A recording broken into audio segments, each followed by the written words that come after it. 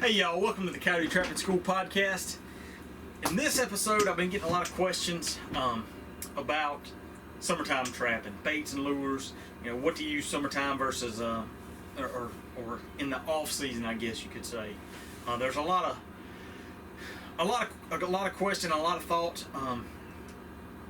About how you go about that. There's a lot more information about fur trapping in the wintertime than there is summertime trapping, and that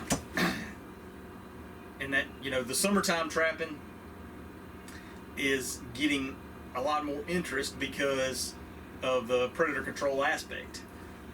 Obviously, otherwise there's no need to trap in the summertime because fur's not good.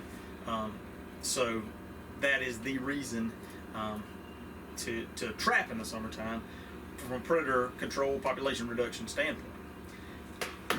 And so I thought I would go in and just kind of talk a little bit about bait and lure and summertime trapping and hopefully give you something to take away if you are interested and this is something you've had questions about. So first off, I want to talk about timing. If you're really looking at this at a trapping program from a wildlife management standpoint, your optimum timing for trapping for predator control is right before nesting and fawning season. So really March to May is your ideal time frame for having the most impact. And I realize that there's folks that do this and for a living, and you can't squeeze every person that may want or need predator control into those 2 months, or there's plantations and things that kind of have a consistent program. And I would say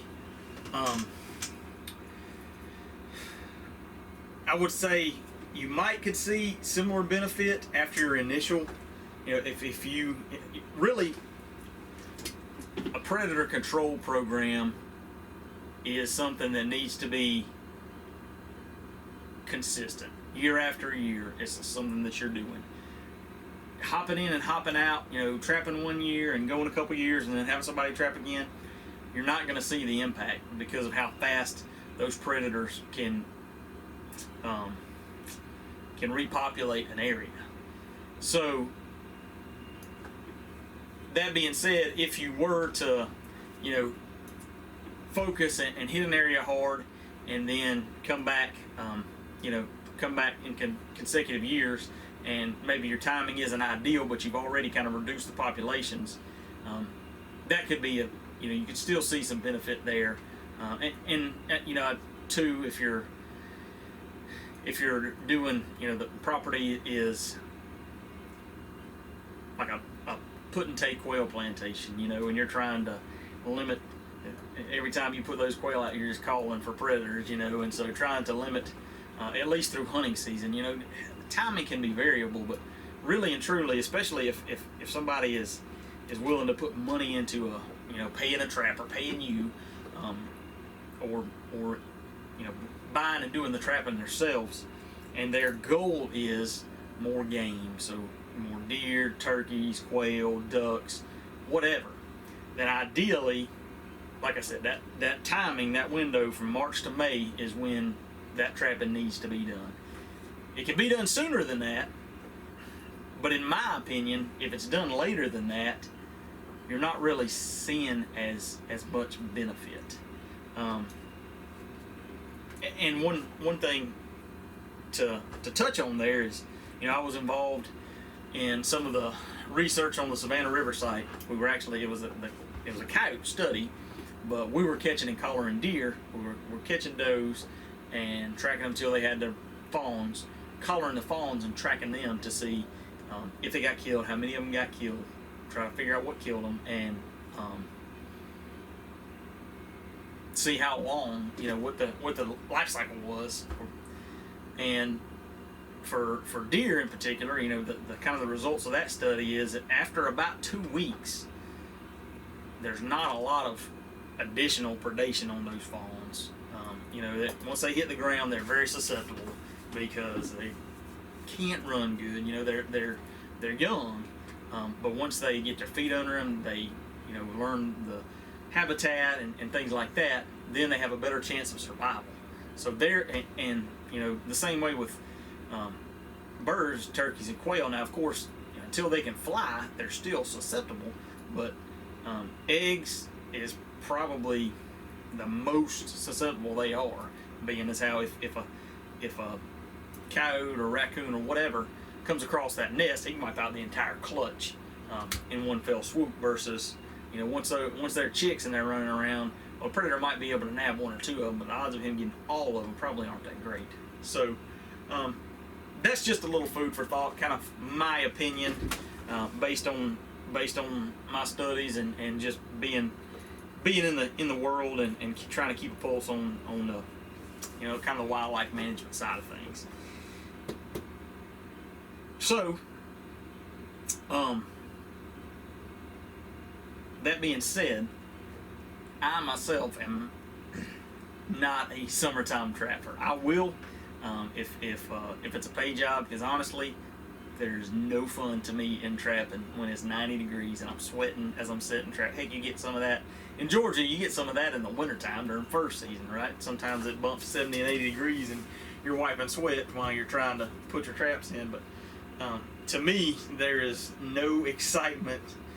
There's still excitement in making a catch, don't get me wrong, but putting in the work to make the catch is not near as much fun. That being said, if somebody is willing to pay to have that done, or if you've got your own personal property that you're trying to manage, and just from time constraints, that's the time when you can actually get out there. Then you got to trap when you have the opportunity.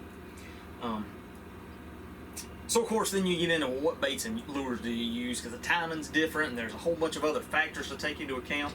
And honestly, and I trap with the USDA. They've got some, especially in South Georgia, you get into the quail plantations, and they've got some predator programs that they're running year round for 20 years or more. The same plantations trapping, and they keep it kind of on rotation. I trap down there during the summer, and know a lot of those guys here in Georgia anyway, and then I've done it on my own, and really and truly, just as a general broad stroke, I don't change the bait and lure so much from what I use in the wintertime. I use the same stuff, Hiawatha Valley, Mark June, Rusty Johnson, all that stuff. I'm gonna also use in the summertime.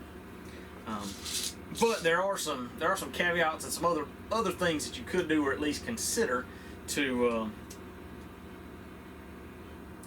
kind of up your odds, I guess, or just to me the biggest thing is keep trying different things and seeing what works and seeing what works better than others and whatnot. So some of the issues that you run into, you got a lot of things working against you in the wintertime or in the summertime. So, and I'm saying summertime is kind of a broad brush, basically any time outside of trapping season. And obviously, March to May is not quite the same as July to August, but it's still similar, because one of the big things is there's a plenty of food all around. In wintertime, especially the farther north you get into December, January, February, food is not as readily available as it is in the summer months. The summer months, and that goes for all critters out there in the woods. And so, that's one of the things, one of the obstacles that you've got, is that there's just such an ample food supply that it can be harder to get an animal's attention because of that. You've also got kind of biology working, not necessarily against you, but differently. So in the wintertime, you've got a lot of young of the year, fall and winter, you got a lot of young of the year dispersing. You get into late winter and you start getting into breeding season, and so you got coyotes traveling, you got hunters out in the woods and trappers out in the woods, moving stuff around, disrupting travel patterns and activities, shooting at them. So that means they may go a little bit, go to a different area. So you got all those factors that in reality, and combined with that, you've got you know, they're all probably paired up. Depending on how late in the year you get, you're looking at pups, and so they're probably got a den site, so they're not moving too far. You know, they're not patrolling the same areas, as big of an area as they were. They're hunting and trying to get that food back to the den for the pups, and taking care of the pups. So you got your den site and not a lot of movement outside of the den.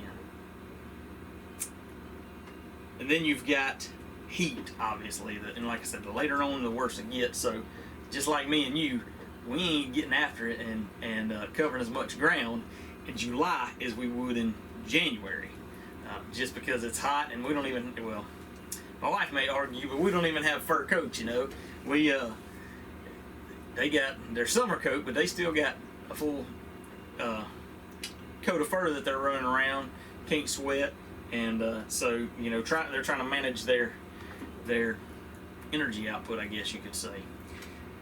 So, like I said, those things work to where you aren't seeing as much movement, and the movement that you are seeing is a lot more localized. And then if you're in the south, you got ants. So when you start talking about bait, and you you throw anything out, and if you don't double check around, ants are liable to get on it before you can even think about it. So all those things come together to, I wouldn't necessarily say summertime trapping is harder than winter trapping, but it's just different. So that means that you have to adjust your approaches, right? And so one of the big things is, if they're traveling less and they're moving around less, then that makes finding sign and setting on sign all the more important. So it's easy enough in the wintertime to ride down the woods road, and the first intersection, the first creek crossing, whatever, punch in a set and go. But like we talked about before on one of the earlier episodes, you're talking, you know, that pair of coyotes may have a 2 to 5,000 acre home range, but they may have kind of a 500 acre core area that, you know, especially when those pups are little, they may not travel much out of the 100 acres, much less the 500 acres, depending on how they can find food. And so as you got to kind of shift your mentality from wintertime, just location setting, if that's what you're doing, and I myself fall into that as much as anybody, to a lot more focused on setting on sign and setting on fresh sign, not setting on that 3-month-old scat that's sitting there crumbling up in the middle of the road with persimmons in it, and it's July and persimmons hadn't fallen yet, you know, persimmon seeds. But finding and keying in on fresh sign, and I would say setting as close as possible to that fresh sign.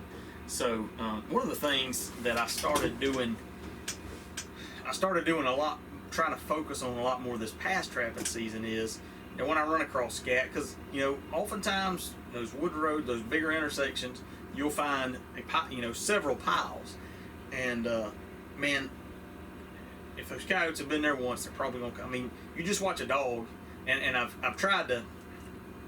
debated on taking my dog out on the trap line just to see how he reacts. We've been walking some down on a, you know, WMA, just getting out, and getting him out, just seeing what he does, because he's a yard dog. He's not a house dog, but he's a yard dog. I've never taken him, got him exposed to a lot of that, but we've been doing that a little bit this spring, and just watching him and how he reacts, how he smells every little clump of grass, you know, smells just so many things. And I'm sitting there thinking, man, you know, I know why people have trapline dogs, because, and it's almost kind of overload if you're not used to that. Because I'm sitting there thinking, you know, if he's gonna pee on that grass clump, I probably ought to sit there for turn. He pees on every grass clump in a 100-yard stretch, it seems like.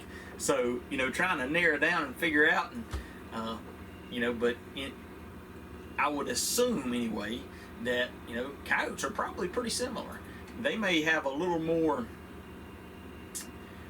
They may have a little more focus in, you know, I know where I'm going versus he's just out going because we're going. But if there's something, you know, pretty close to their line of travel that they're wanting to smell or check out or always do, then they're going to do it.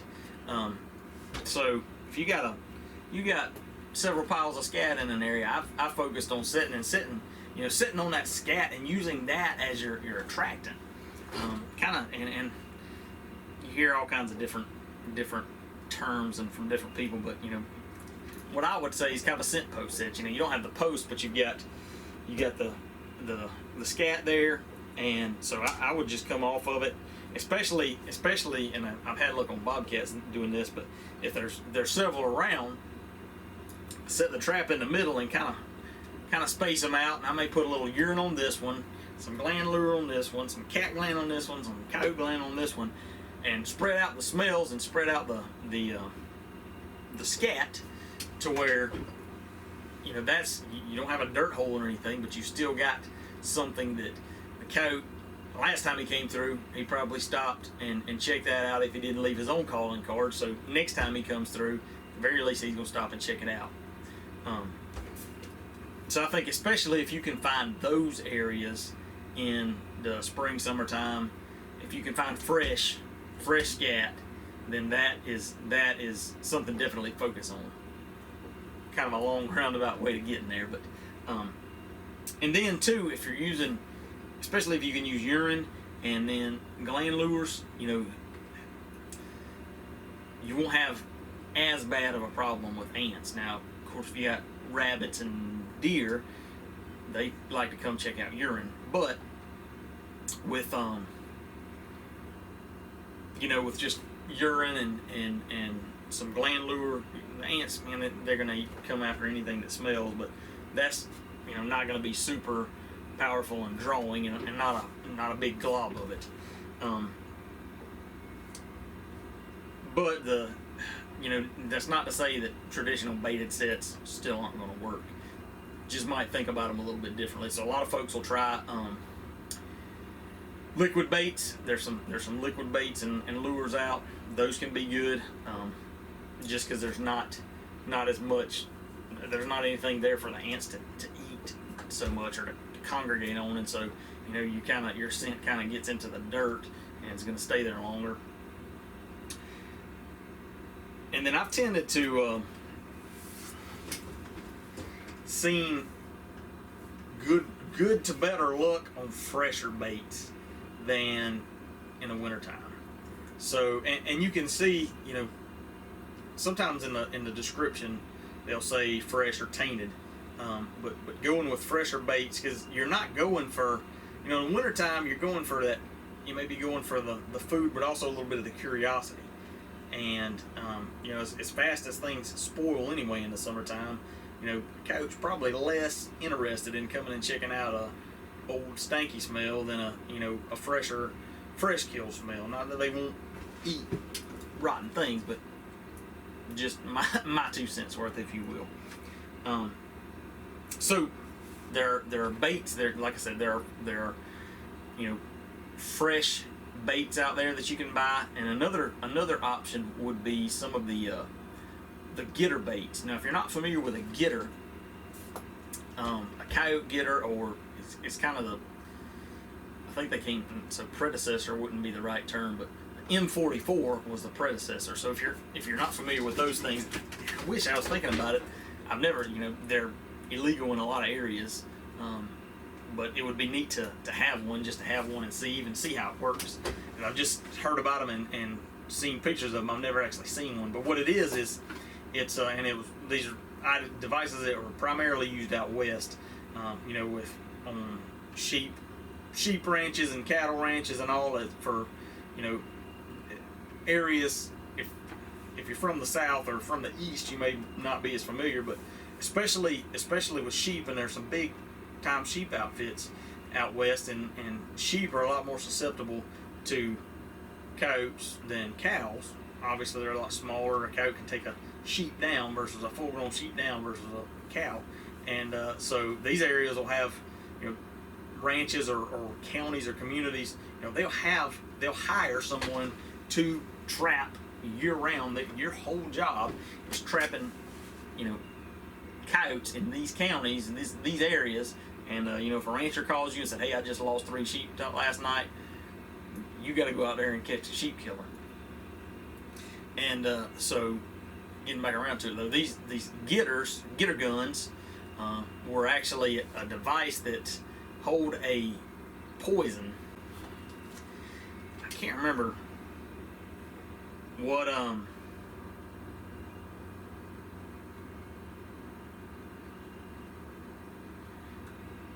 can't remember what the name of the poison is. So let's see. They're extremely effective. Sodium cyanide.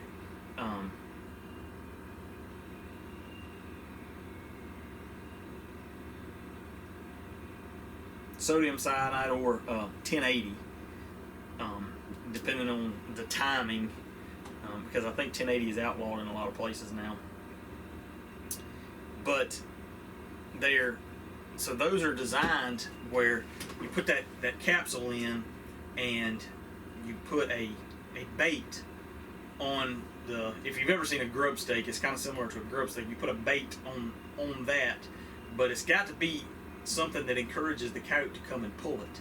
So when that coyote pulls, that poison capsule is ejected, I guess you could say, and I think it's kind of aerosolized or something, where it goes into the air, kind of goes into the coyote's nose and face, and it inhales. He inhales, and then it's lethal, within seconds. Because what I've read and seen a lot of times, if those guys were checking their lines, they go up to a getter location, within 10 yards, if the getter fired, the coyote's going to be dead. And interestingly, it's just as lethal to people, so those guys would have to carry like an antidote, quickly, easily accessible in their pocket, just in case one fired while they were setting it. I don't know how often that happened. But anyway, this is way off on a tangent, but the only issue with them, and the reason they're not widely used anymore, or outlawed in some areas, is because they're not very selective. So old Hiker Bill's dog goes out there, or Uncle Bud's bird dog goes out there and smells that and goes to pull on it, you got an upset person. And so even it's kind of silly that even on a huge private ranch, if somebody were trespassing, we're getting way off tangent, but if somebody were trespassing, they had their dog gets killed while they're illegally, yet they can still cause a huge fuss and a huge commotion because of the way the dog was killed. Not that that's happened, but no doubt similar situations have happened. Anyway, the plus of the getter type baits, and you'll see these. Not all trap and supply places have these. You're going to have to see, because these are strictly, they're either going to have to be old formulas, or it's some of the old Western trappers. That's what they did for a living, and they've done it for a living for a while, and they're still producing those kind of baits. You won't see those from any of the Eastern guys that are making baits and lures, unless, like I said, they just got a recipe. But so you may not be able to find kind of getter baits at your regular trap and supply dealer. But the advantage to those are, and it's something that I've thought about. Oh, yeah. I got my seat on a platform here because my table's up a little bit higher, and if I move around too much like I've been doing, the thing will fall off. So crisis averted. So you may have to look a little bit harder, and I know Proline, is I'm pretty sure John Graham's. Y'all correct me if I'm wrong. That may be John Graham's line of baits and lures, but He's got a bait called Roadrunner. I think that's a getter bait. You can look at Gary Jepson. O'Gorman, I'm sure, has got some getter baits. Some of Slim Peterson. Slim Peterson was a Western trapper. He's probably got some. I think all his baits are being made by Grandpa's Trading Post now. But I'm sure Slim had some, and you know, there's some other Western trappers. I'm not sure if Andy Weiser, if he might have a getter bait. But anyway, I've been thinking about that, and honestly, it just kind of thinking about this kind of revived my thoughts on it. But how, you know, trying some of those style baits may be more effective, to see if that were more effective than a, you know, traditional bait, just fur trapping, just, you know, trapping in my experiment in general, just because, you know, those baits, if they're around, it's because they were, you know, designed and made and successfully used to have coyotes come in and you know, actually bite and pull, not just come in and sniff and go on, but coyotes come in and actually see a, you know, a try to eat response. So, but a long way to get around and say, you know, I think a lot of the getter baits are more of a fresher mixture. I don't think they're as tainted. They're tainted like that, like some of the other baits are, because, you know, they may be used year round. So that's something to think about and check out. So, fresh baits, and then a couple of kind of real baits, I guess you could say, food baits, maybe. Chicken liver. So there's a guy in Alabama that absolutely slays coyotes. I follow him on Instagram. His name's Steve Wright, and he traps a lot and he kills a lot of coyotes. And he said one thing that he uses a lot, especially during the summer, is chicken liver. So and I used that a little bit last year. Caught a coyote last year, last summer on a little job I was working on chicken liver. It's real cheap. You can pick it up fresh, and you know, you can throw a whole liver down the hole or two, which is a lot of bait, a lot of fresh bait. You know, you think about ants and stuff. It's also real juicy or liquidy, so you can dump some of the liquid down there. So that's something that I would, if you're wondering about baits and lures, wanting to try something, I would encourage you to try some chicken livers, and also eggs. So that was one thing that we did use when I was trapping with USDA, which we ran a lot of cage traps too. It's kind of silly, but we did. And using whole chicken eggs put in there, and you know, that's got kind of twofold. You've got your eye appeal of an egg, but you've also, once that egg sits there for a little while and starts to taint itself, you know, you may get some different smells coming out of the egg too. And one thing that I've wanted to experiment with a little bit, I never have. They're in Trapper and Predator Caller or Trapper's Post. I saw Major Boddicker. He'll post a lot of, or write some articles that kind of get into some research and stuff, and there's a lot of research done by the government, the wildlife services. I was trying to think of what they used to be called. I think it used to be called Animal Damage Control, but the trapping arm of the government, you know, that especially out west, did a lot of coyote control, lions, wolves, things like that. And because they had, you know, a bunch of trappers, that was all they were doing, and they could keep records of baits and lures and stuff that they were using. They have in recent years, a lot of the data that he puts out is older data. But one thing that I thought was real interesting, I need to see if I can find the article again, but it was just listing several baits, and the synthetic fermented egg had one of the highest, I don't remember if it was visit rates or catch rates, or the synthetic fermented egg stood out as something that was very attractive to predators, and something I've wanted to tinker with and never have, because apparently that stuff's pretty darn potent. But there again, that kind of makes me think that again, with the whole leg, you got your eye appeal, and you also get around to, you know, maybe eventually having that scent appeal that may be very attractive. And if you're into general predator control, everything in the woods eats egg almost, you know. So that can be very effective. And as long as it's not busted, you don't have the issue with ants. Another trick that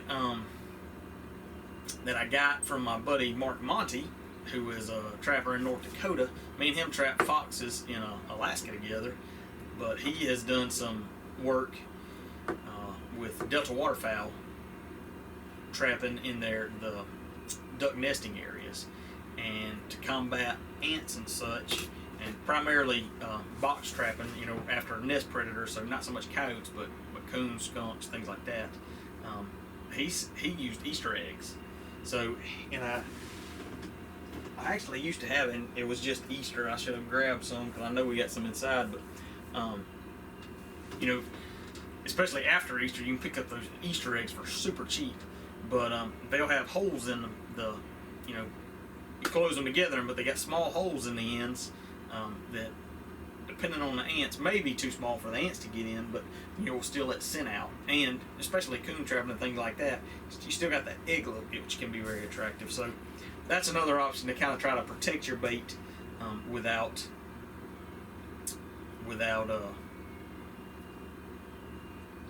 anything. Just protect your bait, and also keep it smelling, And that's something I didn't think about, but because chicken livers are kind of messy, that's something that would be pretty easy to do. Man, I just thought about that. That would be real easy. You could put a chicken liver in each egg. You could put the eggs in an egg carton thing. You could actually freeze them if you wanted to, and then pour the juice in a squeeze bottle or something. The blood, squeeze bottle or something, so you can still you can drop the egg down there, still give it a squeeze. Man, that's a good idea. If y'all try that, let me know. I'm gonna have to try that now. Just thinking, that's a good idea, and make your bait last longer because the ants can't get to it as easy. So anyway, that's about all of the. I seemed like there was something else I was thinking. That's about all of the the high points that I wanted to touch on. Like I said, there's a lot of questions and not concerns, but just curiosity around summertime trapping and not winter trapping for coyotes. And it's not harder, just different. And if you can especially focus on sign and make sure you got time to let your sets soak, I mean that's so critical for any trap line, but especially I would say in the summertime with stuff moving less. Be able to leave your traps out 2-3 weeks and have faith that they're going to work. If you got them in good locations, if you're finding fresh sign after rain, go out and look for tracks, look for scat, look for fresh stuff, and set on that sign as close as possible. And then like I said, you don't have to go crazy. Use the same baits and lures that you already got. Excuse me. You want to try something else? Throw some chicken livers in. Try some eggs. Don't be afraid to experiment. That's how we learn, right? And let me know what you use and what you have success with. And best of luck to you. So I hope that, like I said, I hope that gives you a little bit of something. I just got some questions this week about that, and that's kind of a common theme. Probably should have touched on that a little bit sooner, being as the time in here it is the end of April. But I know there's a lot of folks that can only trap when they got the time, and summertime may be their chance. So get after it and kill some coyotes, and hopefully let you deer fawns and turkey poults and everything else grow. And that's that. So be on the lookout. I'm thinking the next couple episodes we may hit on some catfishing stuff. So I know, like I said, it's spring, late spring, early. Well, is it summer already? It ain't summer yet. What is it, summer? In the end of May? Anyway, spring, summertime, fishing time, and if y'all follow me, I like to catch catfish. That's my thing, because to me that's like summertime trapping. It's something that I actually enjoy. You're not sweating so bad as trying to put a dirt hole in. So be on the lookout for that. Gonna have a couple episodes. I'm also working on lining up some other interviews. So hopefully we'll have some we are going to, not hopefully, we're going to have some good stuff coming in this in the next little bit. Hope y'all are enjoying your summer. Hope you're if you're not doing some predator work or trapping, you're thinking about trapping, preparing, go ahead and get ready for next season. If you need your trapping bag, let me know, because I've got a short liner bag that is in production currently, and I say in production, that is me producing it currently. I got a bunch of stuff cut out, filling orders, and I appreciate all y'all's help and feedback. One of the things that I have done, or I'm working on now, is instead of using the cable, I'm actually putting going to put some wire in there, some stiff wire, but 1/8" rod, I guess would be a better term for it, rod. But that'll I think that's gonna give the bag, help it hold its form better. So I'm constantly trying to make improvements, put out the best products that I can. I appreciate those of you that have ordered.